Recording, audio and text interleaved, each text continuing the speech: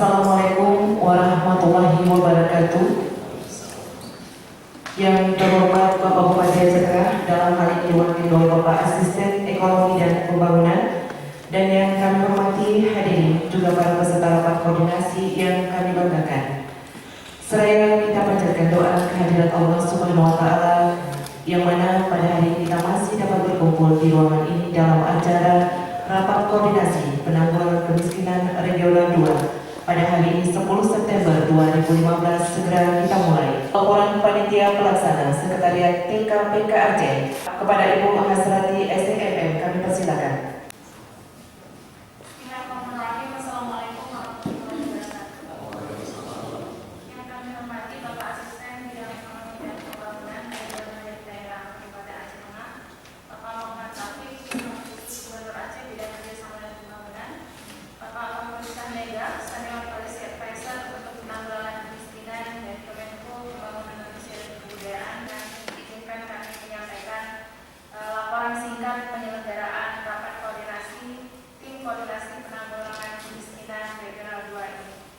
Maksud dari penyelenggaraan kegiatan ini adalah sebagai landasan pembangunan Aceh ke depan dalam mendorong upaya percepatan penanggulangan kemiskinan serta menyamakan pemahaman dan pandangan kita terhadap strategi penanggulangan kemiskinan di Aceh. Tujuan diselenggarakannya kegiatan rapat koordinasi ini adalah sebagai bahan masukan bagi kita untuk mereformulasi strategi penanggulangan kemiskinan sehingga menghasilkan progres penanggulangan kemiskinan yang dapat dilaksanakan baik di tingkat provinsi maupun kabupaten kota.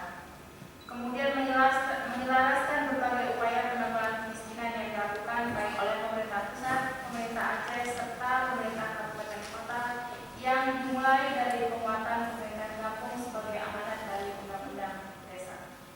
Sasaran yang ingin dicapai dari rapat koordinasi tim koordinasi penanggulangan kemiskinan di regional 2 ini adalah terbangunnya kesepahaman antara pemerintah Aceh dengan pemerintah kabupaten kota dalam penanggulangan kemiskinan. Kemudian meningkatnya koordinasi dalam upaya penanggulangan kemiskinan bagi pemerintah dan juga stakeholder terkait lainnya, serta adanya persamaan persepsi arah kebijakan terhadap pembiayaan program dan penanggulangan kemiskinan di Aceh dan juga kabupaten kota. Peserta rapat koordinasi pada hari ini berjumlah 40 orang yang terdiri dari pemerintah provinsi, yaitu dari Bapeda dan Sekretariat TKPK Aceh, kemudian dari pemerintah kabupaten kota yang terdiri dari kepala Bapeda kabupaten kota di 5 kabupaten, kemudian kepala BPM, kemudian SKPK terkait di Kabupaten Aceh Tengah, dan juga Sekretariat TKPK Kabupaten Kota. Mekanisme penyelenggaraan rapat koordinasi ini adalah yang pertama pembukaan yang kita lakukan hari ini, kemudian dilanjutkan dengan presentasi yang pertama oleh Bapak Kapolres Mega, kemudian yang kedua presentasi dari TKPK Kabupaten Kota, kemudian dilanjutkan terakhir dengan diskusi secara terfokus. Waktu dan tempat penyelenggaraan kegiatan ini dilakukan pada hari ini tanggal 10 September 2015 di Aula Setdakap Aceh Tengah. Pelaksanaan kegiatan ini terlaksana atas kerjasama Bapeda Aceh dengan Bapeda Kabupaten Aceh Tengah. Demikian kami akhiri, wabillahi taufiq wal hidayah. Assalamualaikum warahmatullahi wabarakatuh. Berikutnya sambutan dari pemerintah Aceh kepada Bapak Dr. Muhammad Rafiq kami persilakan. Beliau adalah selaku penasihat khusus Gubernur Bidang Kerjasama dan Diploma Pembangunan Aceh. Assalamualaikum warahmatullahi wabarakatuh. Selamat Bapak Bupati, Jajaran Wakil Bupati, Bapak Salsabika, Bapak Ibu beserta Pakpol Penanggulangan Kemiskinan Regional 2.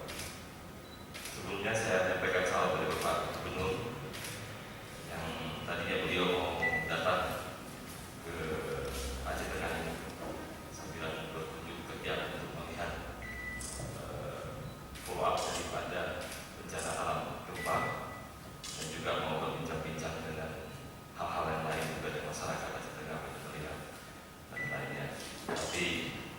beliau dan kesehatan sementara mempersiapkan diri untuk naik haji, dan rencananya mungkin setelah Lebaran, setelah pulang dari Mekah, beliau akan mengunjungi ke haji itu Pak Bupati. Baik, saya ini yang kedua Pak mendatangi ke Aceh Tengah ini. Sekarang ini saya datang untuk membahas tentang penanggulangan kemiskinan. Aceh ini sejak proses perdamaian dan sampai memiliki undang-undang pemerintahan Aceh, kita ini kalau diibarat pesawat itu, Bapak Ibu, pesawat kita itu pesawat Boeing 747 yang modern, terbang kan. Jadi sekarang dengan segala instrumen hukum dan perundangan yang kita miliki dan biaya, dengan pilotnya banyak sekali, penumpangnya juga macam-macam. Ada penumpang yang betul-betul ingin lari terus, mau naik terus ke udara tapi nggak mau turun-turun lagi. Ada juga yang sudah di atas, dia mau turun, ada capaian, agak enak juga naik pesawat ini. Ada dalam pesawat dilayani, makan ada semua, ada uang, tapi masih kepingin cepat turun juga. Ada yang tengah jalan ini lompat aja dia karena dia lihatnya bosan, dia akan hidupnya di sini. Ternyata begitu kita sudah take off, 10 tahun prosesnya itu sekarang, 10 tahun proses pertama, proses pendampingan kepada kita ini mau melakukan soft landing. Begitu kita mau melakukan soft landing ini, ternyata airportnya nggak ada. Tadi udah bisa naik, sekarang turunnya bingung dia mau turun di mana. Saya mau turun Takimon kan, mau turun di Banda Aceh kan, mau turun di mana, nggak tahu turun. Pesawatnya satunya Aceh, tapi mau turun kata di mana. Kenapa Pak? Saya katakan ilustrasi. Negara ini telah memberikan apa yang diinginkan kepada Aceh. Hebat sekali Pak. Undang-undang pemerintahan Aceh nomor 11/2006, landasan kebijakan makro pembangunan ekonomi Aceh, itu jelas untuk kemakmuran dan kesejahteraan rakyat Aceh. Nggak ada Pak bicarakan untuk kemakmuran kesejahteraan rakyat Sumatera Utara, Jambi, Bali, Aceh. Jelas sekali Pak. Dan itu undang-undang Pak. Perintah undang-undang. Seluruh aparat negara, institusi negara, instrumen pemerintah harus menjalankan undang-undang. Uang itu ya di undang-undang itu Pak, yang sudah tertulis pada undang-undang. Menteri Keuangan negara harus menganggarkan. Yang nggak tertulis kita ajukan ya ditolak sama Menteri, ditolak sama pemerintah pusat. Yang sudah ditulis nggak tahu ngambilnya. Prinsip dasar daripada undang-undang itu adalah kebersamaan, efisiensi, berkeadilan, berkelanjutan, dan berwawasan lingkungan. Sudahkah di pemerintah Aceh melakukan kebersamaan, efisiensi, melibatkan seluruh komponen rakyat? Rakyat bisa mengakses kepada penguasa, kepada pemerintah. Saya tanyakan kemarin seminar, ini ada kesenjangan antara penguasa dengan rakyat. Mereka lupa, mulai kecil, kampung, lurah, RT itu adalah penguasa terendah pemerintah. Seharusnya mereka juga mengadvokasi, mengatakan kepada rakyat bagaimana mengakses. Kalau kita lihat Pak, pada pasal 154 itu bicara tentang kebersamaan mengelola Aceh ini. Pada pasal 155 dari Undang-Undang Pemerintahan Aceh ini adalah kemakmuran dan kesejahteraan rakyat. Bicara kemakmuran dan kesejahteraan rakyat. Kemudian pada pasal 167 dan 173 itu bicara ruang dan lahan dan juga pelabuhan 163 sampai juga bicara industri Pak, perdagangan. Kemudian pemerintah juga mengeluarkan PP Pak, namanya PP 83 tentang PPKS Sabang, di mana diharapkan PPKS Sabang ini adalah lokomotif penggerak ekonomi Aceh. Nggak jalan juga Pak ini. Kita di backup lagi dengan tata ruang Aceh yang udah kita mapping, yang kita sudah bikin zona regionalnya juga. Nggak jalan juga. Kita juga ada RPJM, RPJP sudah disahkan. Nggak bisa jalan juga. Pemerintah 4 bulan yang lalu baru mengeluarkan PP nomor 3 2015 pemerintah Jokowi. Jika mengeluarkan PP tentang kewenangan nasional di Aceh, nggak bisa jalan juga. Nah ini kenapa? Di mana Aceh?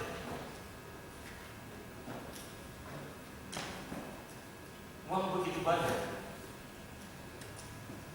kok masih nggak bisa terbangun? Apa salahnya? Dulu pemekaran itu dilakukan dari 11 kabupaten menjadi 12 kabupaten, itu mempermudahkan rakyat untuk mengakses pelayanan publik. Tujuannya pemekaran itu. Ternyata setelah dimekarkan, makin jauh antara rakyatnya sama yang harus melayani pelayanan publik. Kesenjangan itu kok makin besar, kok nggak merata keuangannya? Ada apa? Kok infrastruktur dibangun begitu sudah bagus, ring road Aceh mulai dibuat, tahun ini juga akan dibuat lagi. Kok masih ada rakyat tanpa pelayanan basic need yang juga belum jelas kenapanya? Kemiskinan kok tiap tahunnya naik terus, kok nggak ada yang turun? Kenapa ya? Ada apa ya? Saya coba berasumsi secara berlebihan. Nanti detailnya Pak Faru akan menjelaskan. Saya sambil berkelakar bercanda. Mungkin orang miskin itu bertambah terus begini, karena orang miskin kawin dengan orang miskin, maka akan punya anak miskin lagi, berarti bertambah miskin lagi.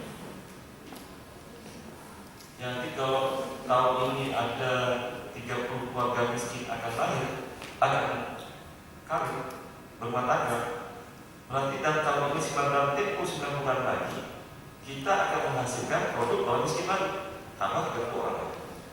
Mungkin itu kali. Nah, kalau begitu gini aja, cara menuntaskan penanggulangan sambil bercanda, bagaimana orang kaya mau nggak ke orang miskin, supaya hasil produknya nanti bagus, mau nggak? Kan sekarang sudah coba, ini ada sekolah khusus untuk orang kaya, orang miskin boleh. Ya. Ini ada perkampungan karena orang miskin itu jadikan objek komoditi untuk mau pemilu, pemilihan macam-macam. Itu yang tidak boleh. Nah kita pemerintah, kita penguasa mau nggak sebenarnya dengan jujur, dengan tulus hati kita naikkan orang miskin grade-nya Pak, dari miskinnya tadi 0, mau nggak kita sepakat menaikkan mereka ke naik tangga 1 aja. Dari dia tadi petani pemburu kopi menjadi pemilik kopi. Ketika suatu saat dia menjadi pengusaha kopi, maka kita naikkan mereka. Ada keinginan nggak menaikkan mereka? Kadang-kadang kalau kita tanya, Bapak sudah berapa lama Pak berkebun? Sudah 30 tahun. Berkebun ini ada dia. Sudah sukses Pak? Sudah. Apa suksesnya? Ya anak saya sudah kawin, saya sudah ngaji. Itu suksesnya.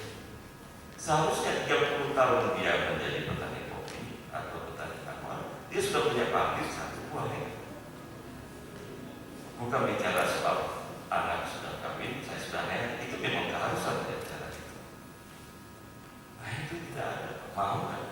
Kalau bicara instrumen Pak, yang namanya rakyat Pak, mereka itu mulai orang baik, intelektual, pengusaha, orang jahat itu rakyat.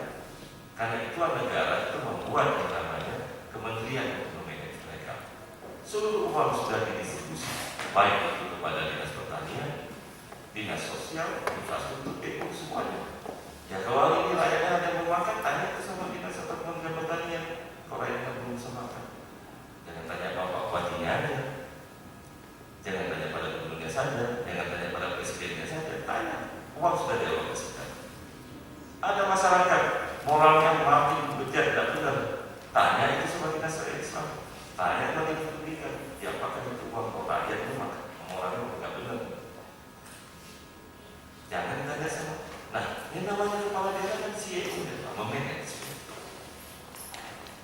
Sudah dilokasikan pertanyaannya, mau nggak? Jadi bapak-bapak, ibu saya hormati, sebenarnya kita nggak perlu takut lagi. Nggak perlu takut lagi, bapak, ibu punya ide. Semuanya yang sesuai kita breakdown saja itu undang-undang pemerintah Aceh. Kita breakdown saja itu RPJMD, RPJMD Aceh. Kita breakdown saja itu tata ruang Aceh. Diintegrate sama daerah masing-masing, Pak. Jadi duit Pak Menteri pasti kasih. Tapi kalau membuat di luar itu yang nggak bisa. Tahu juga kan RT RW, RPJMD buat rakyat juga, antara eksekutif dan legislatif. Tidak ada satupun aturan dari Republik ini yang menyusahkan rakyat. Semua aturan yang dibuat adalah untuk mesejahterakan rakyat. Kalau aturan itu ternyata menyimpang dari keinginan satu daerah atau daerah kita, maka kita bisa mengusulkan untuk perubahan. Kalau memang itu salah,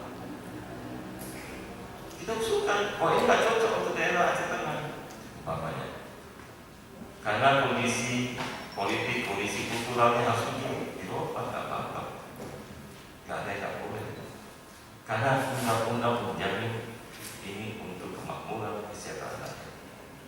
Undang-undang, kanun DB, jadi silakan. Nah, kami mengharapkan rakor ini dapat menghasilkan rekomendasi yang kita sampaikan kepada gubernur dan kepada juga Dewan Perwakilan dan Aceh. Apakah itu perubahan? Apakah itu dimantapkan kembali yang sudah ada? Sehingga benar-benar rakor ini menjadi manfaat yang juga nanti Pak Gubernur akan menyampaikan kepada Presiden untuk ditindaklanjuti oleh pemerintah. Berikutnya, arahan dan pimpinan Bupati Aceh Tengah sekaligus membuka secara resmi Rapat Koordinasi Penanggulangan Kemiskinan Regional 2 tahun 2015. Dalam hal ini diwakili oleh Bapak Asisten Ekonomi dan Pembangunan. Kepada Bapak Dr. Andes Amir Hamzah MM dipersilakan. Assalamualaikum warahmatullahi wabarakatuh. Hamdan wa syukrillah. Salaman ala Rasulillah wa ala alihi wa sahbihi wa man. Sebelum kami menyampaikan pidato Bupati pada acara ini, pertama saya ingin sampaikan dulu permohonan maaf Pak Bupati karena beliau pada saat ini sedang mengikuti acara rapat dengan DPR tentang pembahasan perubahan APBK perubahan tahun 2015. Dan juga Bapak Wakil Bupati pada saat ini sedang berada di luar daerah. Untuk itu kami mohon diberi maaf karena awalnya beliau secara langsung ingin membuka acara itu. Pertama saya mau atas nama pemerintah Kabupaten Aceh Tengah penghormatan kami kepada Bapak Pak Samudika, Senior Polisi Advisor Kementerian Koordinator Pembangunan Manusia dan Kebudayaan RI, yang kami hormati Bapak Staf Khusus Gubernur Bidang Kemiskinan Bapak Rafi, yang kami hormati Bapak Kepala Bapeda Aceh atau yang mewakili, yang kami hormati Kepala Bapeda Kabupaten Kota khususnya Regional 2 atau yang mewakili yang hadir pada hari ini,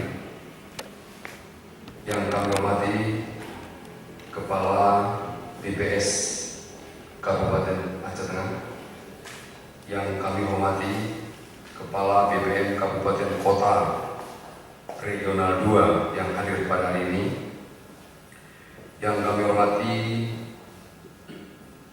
Bapak-bapak para kepala dinas, kepala badan yang tergabung dalam tim koordinasi penanggulangan kemiskinan khususnya Kabupaten Aceh Tengah, yang kami hormati unsur perbankan, unsur akademisi dari perguruan tinggi, dan hadirin hadirat peserta rapat koordinasi penanggulangan kemiskinan daerah regional 2 yang kami hormati dan kami banggakan.